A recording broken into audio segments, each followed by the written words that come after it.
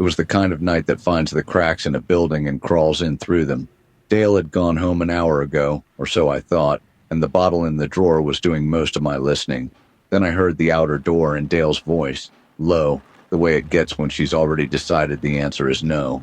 It's past 9, miss, and the man's not taking clients tonight. He's not taking much of anything tonight between you and me. You can leave a name and a number, and he'll be sorry he missed you in the morning. I don't have until morning. Neither does the man I came about. Be a dear and tell him it's worth his while to be awake. She came in trailing rain and expensive perfume, and Dale gave me a look that said she'd done her part and the rest was my funeral. The woman sat without being asked, which told me plenty. The frightened ones never wait for the chair. There's a man named Elias Rourke, a bookkeeper. Quiet, careful, the kind who writes everything down and never once asks what it means. He's seen a name written next to a thing that name should never touch. And now he's gone to ground, and there are men looking for him who don't carry warrants. Bookkeepers go missing every day in this town. Usually they turn up in another city with a new name and somebody else's money. What makes yours worth a wet walk at 9 o'clock? Because the men hunting him aren't after the money. They're after the page he can read out loud. Find him before they do, and he'll tell you the name himself. I'll pay whatever you ask. I only need him breathing when you do. So I took the job. A name, a fee, a frightened woman, 3 a.m. by way of 9. I'd done the same dance 100 times, and I let myself believe I knew the steps. You'll want to start at the rooming house on Cudahy Street. The brown one, by the L. He slept there last night. 3rd floor, back room. But he won't be there long. They never let a man keep the same pillow twice. And there it was, soft as the perfume. Cudahy Street, where he slept last night. I hadn't found that yet, but I knew exactly which of my people would have because I was the one who'd sent him looking.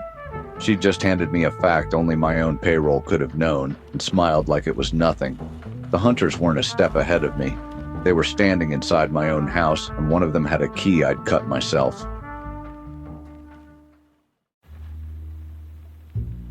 Frankie Slim worked a corner the way a spider works a drain pipe. You always knew where to find him, and you never liked what it told you about the weather. I came looking for a name this time. What I left with was worse. I left knowing my own pocket had a hole in it, and I knew exactly which hand had cut it. Evening, Frankie. I'm looking for a bookkeeper. Quiet little man, keeps 2 sets of figures, owes his health to the wrong people. Heard he's gone to ground. You hear where? The bookkeeper. Sure, the bookkeeper. Funny you should say it. Real funny. Because I was just thinking about him. He's over the rooming house on Quill Street, top floor, back room. Goes by the name Mr. Avery now. There, see? You ask Frankie, Frankie's got it. No charge even for an old friend. No charge. Frankie never gave away a wet match in his life. The answer came too clean and too fast, like a man reading off a card somebody handed him before I got there. He wasn't selling me the bookkeeper. He was selling the bookkeeper to whoever was paying him to watch where I'd go next. Mr. Avery, Quill Street. That's good work, Frankie. Tell you what, I'm not going there tonight. Going to sleep on it. You hear anybody asking after me, you point them at the docks. Tell them I'm working the docks. The docks? Yeah, sure, the docks. I'll keep my ear down for you. You know me. Hey, you ain't looking at me funny, are ya? 'Cause I'm straight with you. I'm always straight with you. Listen, I just remembered, I got a fella waiting. I gotta go. And he was gone, off to whisper the docks into a phone that wasn't mine. I let him run. A snitch who's turned is a tool, long as he doesn't know you know. You don't plug a leak like Frankie, you feed it. The bookkeeper was never on Quill Street, and tomorrow the wrong people would be combing a wharf in the rain while I knocked on the right door. A name is a thread, but a man who'll sell you out on schedule, that's a leash. And for once I was holding the other end.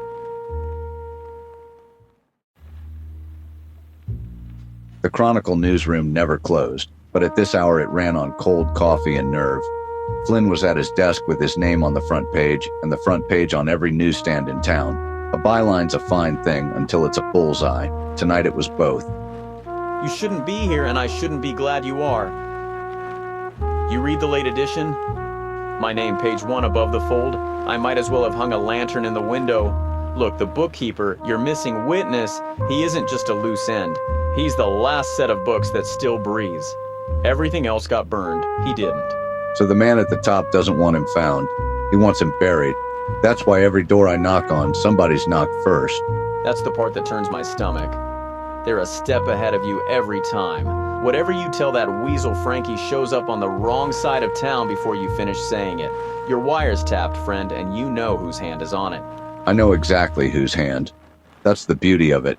A leak only hurts you while you're pretending it isn't there. The day you know where the water's running out, you can decide what to pour in. So I give Frankie an address, a nice quiet one, a room my witness has never set foot in. And the hunters kick down an empty door while you move the real man out the back. That's clean. That's almost too clean. But you burn that wire once and the man at the top stops thinking you're a nuisance. He learns you're in the game to win it. After that, there's no walking it back for you or for me. He wasn't wrong. Feed a lie down a line you know is dirty and you've told the other end you found it. That's a card you only get to play standing up. But the bookkeeper was the last honest page in this town, and I wasn't about to let the wrong men read it first. So I picked an address out of the dark, a door that led nowhere, and I went looking for Frankie to whisper it in his ear. I fed the false address to the only mouth I knew would sell it, and then I stood in a warehouse 3 blocks away and waited to hear the hounds run the wrong way. Somewhere across the water, a car door slammed on an empty room. The bookkeeper was here, with me, breathing too loud in the dark, worth more than every name in his ledger combined. They took the bait. I watched them go. Keep him moving toward the fog and the loading door, and don't look back at me. I've got the door. I'm good at doors. Stay good at it. He walks out of here tonight, or none of this was worth a nickel. And then a match flared in the corner that was supposed to be empty, and lit up a face I'd been losing sleep over for a year. Relax. Sit. I'm not here, see? I was never here. A man hears a little bird is singing to the wrong people. Naturally, he comes down to the water to take a look. Curiosity. It's a beautiful thing. One phone call, Pauly. That's all it takes from where you're standing.